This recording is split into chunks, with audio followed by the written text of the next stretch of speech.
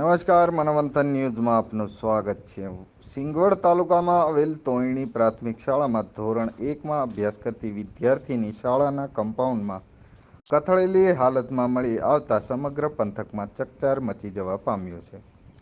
માસૂમ બાળકી મોડી સાંજ સુધી ઘરે પરત ન આવતા પરિવારજનોએ તપાસ કરતા બાળકી શાળાના કમ્પાઉન્ડમાં કથળેલી હાલતમાં મળી આવી હતી।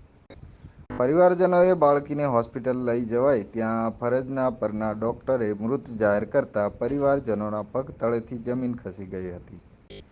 આ બાળકી ધોરણ 1માં અભ્યાસ કરતી 6 વર્ષીય બાળકી સાથે ક્યાંક અજુગતું થયું હોવાની આશંકા છે।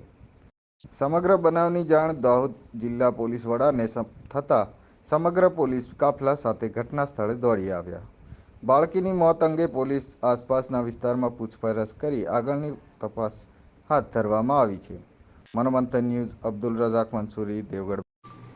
રણજીતપુર પોસ્ટે હદ વિસ્તારમાં આવેલ માસી તોયણી પ્રાથમિક શાળામાં ધોરણ 1માં અભ્યાસ કરતી વિદ્યાર્થીની શાળા સમય છૂટ્યા બાદ ઘરે પરત ન ફરતા વાલી વારસ દ્વારા તપાસ હાથ કરવામાં આવેલ।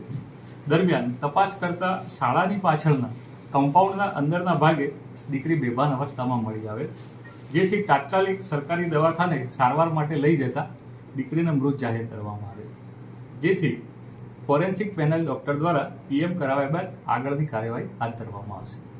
હાલ પોલીસે શું દાખલ કરવામાં આવ્યું છે? હાલ પોલીસ દ્વારા અકસ્માત મત ઈડી દાખલ કરવામાં આવી છે અને એ પ્રમાણે કાર્યવાહી હાથ ધરવામાં આવી છે। અત્યારે કયા પ્રકારની આશંકાઓ સેવાઈ રહી છે?